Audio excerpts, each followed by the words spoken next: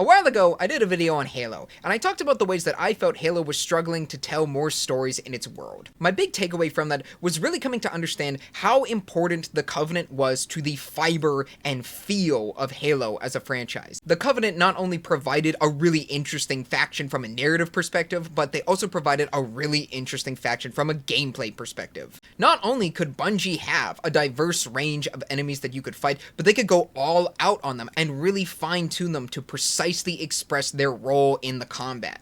Brutes are brutes. They're muscular and big, so obviously they're gonna hit hard. Elites are sleek and agile. They're deadly, dangerous, stealthy. Grunts are grunts, but we love the little guys. And throughout the original Bungie trilogy, the quality of the Covenant as an enemy faction allowed Bungie to build up, develop, and round out an amazing, well-paced, well-developed, fun-to-play story. Getting to the point that in later games, the entire atmosphere was just built upon reconciling with the Covenant as a terrifying force. Reach explored the terror of First Contact and the sheer horror that comes with realizing the scope and scale and capabilities of the Covenant. ODST was entirely about shifting your perspective and coming to understand how apocalyptic it must have felt to not only not be Master Chief, but not even be a Spartan in this war. And you can clearly see how important the Covenant was to Halo as a faction when they weren't able to be the primary antagonists anymore. And how, despite trying multiple ideas with interesting angles and opportunities,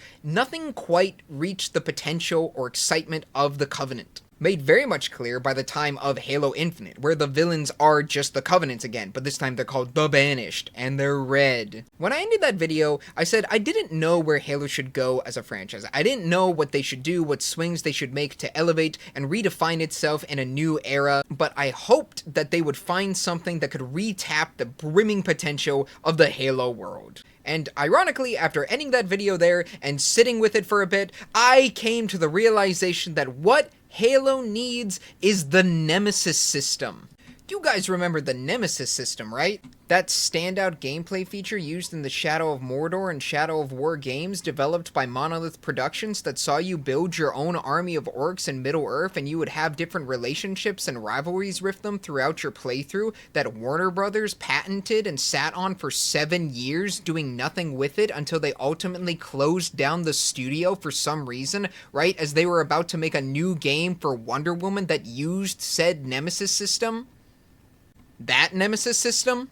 In all honesty, it is a tragedy to see the mistreatment of Monolith Productions and to see the complete waste of something as interesting and innovative as the Nemesis system just sit and collect dust on a studio's shelf. I do think looking to the Nemesis system as a source of inspiration for future Halo games is the way to go. Whether or not the Nemesis system's patent eventually expires and other studios are able to get their hands on it, or a different but similar system evolves and is able to be adopted without much legal interference, I think this is the way to go. Particularly because a Nemesis-inspired Halo game lets us get back to one of the secret sauces of the Halo franchise, the Covenant. Anybody here watch Nakey Jakey, phenomenal gaming YouTuber and noted exercise ball enthusiast? Well, if you've seen any of his games that should bang videos, you know exactly what's going on here, but this time our candidates are going to be Shadow of War and Halo Infinite.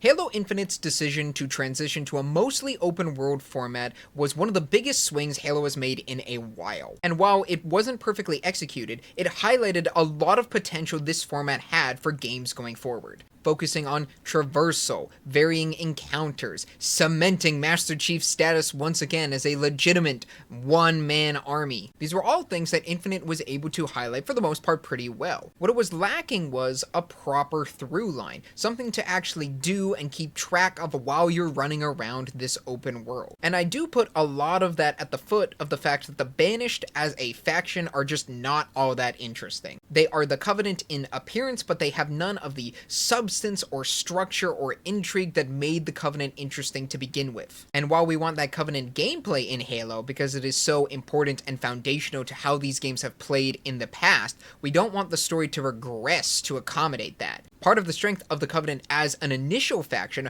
was the fact that their designs accommodated the gameplay needs. Each species behaved differently, each species played a different role, and as such was designed with different things in mind. So instead of them being unified, let's have them be scattered. This is where something like the Nemesis system could be used to perfection in the Halo world, allowing the player to pick and choose which specific Covenant sub-factions rise to power, who fall out of favor, and who come to hate the player as a rival. There is already well-known breakaway factions in the Covenant, like the Banished, like the Swords of Sanghelios, but an approach like this allows for the creation of new factions that we've never seen before, or even the opportunity to go back and dig into some of the rich lore that you find in some of the supplemental material for Halo, like the books and the comics. It even invites the opportunity to say, what does humanity think about all of this? What is Oni up to during all of this chaos? I could easily see 3 avenues playing out for how you would set up a story in a game formatted like this. Obviously, we could do Master Chief as the main character, but we could also do an Oni operative, or even an elite. For Master Chief, it could easily be that he's stranded behind enemy lines on another space station like High Charity, watching the potential risk of a new Covenant forming under a new prophet or a new champion of the faith. Alone and isolated, Chief has to navigate the dizzying array of factions, live up to his own status as the demon of the Covenant, and reconcile with the truth that when you shatter something, it takes time to pick the pieces up and forge them into something new, something better, or even remove it altogether. An Oni-centered story would revolve around the rise of humanity as the dominant power in the galaxy. Seeing the return of their old enemy, Oni figures why fight something when you can shape it, and so sends an agent behind enemy lines to discreetly sow chaos in their ranks and select the best candidate that would help serve humanity's goals, turning the Covenant from an adversary and an enemy into a tool, and would mainly focus on the ends justify the means attitude often seen in games like Reach and ODST.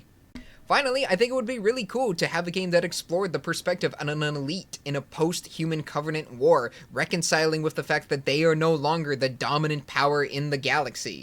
Perhaps blessed by circumstances of birth or training from Oni or the Arbiter, this elite reconciles with the fact that someone must take up the reins of the power vacuum left in the wake of the Prophet's fall.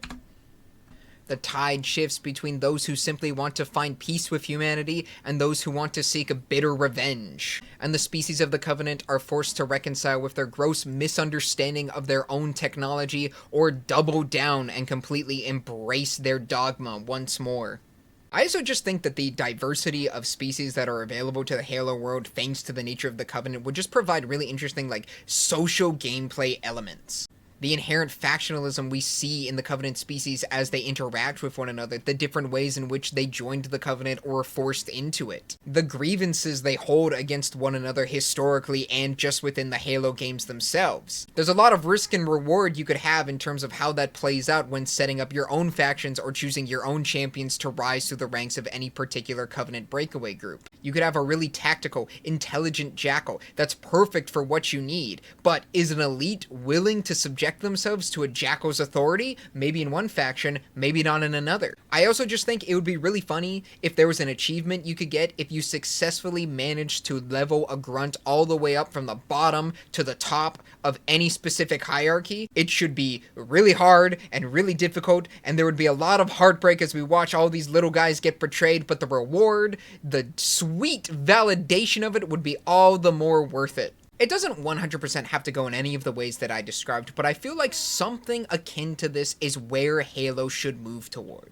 Being able to look back at its original trilogy of games, the victories that were achieved there, the losses that were suffered there, and not removing them or supplanting them by saying, and now here's an even bigger bet, but just exploring the fallout of what happens when you shatter a millennia-old empire. The Halo games have already flirted with this different kind of perspective, one that paints the Spartan program and the actions of the UNSC and Oni in a far more gray and sinister light. It provides the opportunity to not only just go back to the Covenant and explore them a little bit more, but it does provide opportunity for more insight on humanity and their actions and their growth throughout the Halo saga. Now, I will say, this idea doesn't necessarily bring Halo back to some of the parts that made it great in the original trilogy. For instance, it doesn't connect it to any of the bigger concepts that we saw in the first 3 Halo games. There's no real connection to the Forerunners or any kind of ancient technology. It doesn't really lend itself to that kind of storytelling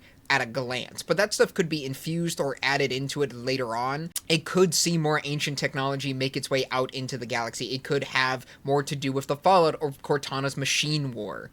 But the bones, the high potential of Halo going into an open world direction, combined with the meat and potatoes of a system that is as layered and satisfying as the Nemesis system, I think is a match made in heaven. It provides not only something to do and develop throughout an open world journey, but it also provides insight into some of the best elements of Halo. It allows for the return of the classic villains of the classic format in a way that doesn't just do it all over again or slap a fresh coat of paint.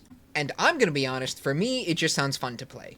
The tragedy of Monolith and the stranglehold Warner Brothers has on the Nemesis system is a huge roadblock to any potential this idea has, but nonetheless, I wanted to talk about it. But regardless, I hope that Halo does take a swing that is bold and daring and new, that focuses on what made Halo good to begin with and not just chase itself over and over and over again. So let me know what you think, and if you like this idea, if you'd make any tweaks or changes to it, how you would set a story in a setup like this, or if you have any ideas of your own, I'd love to hear about them in the comments down below. And I'll see you all in the next video.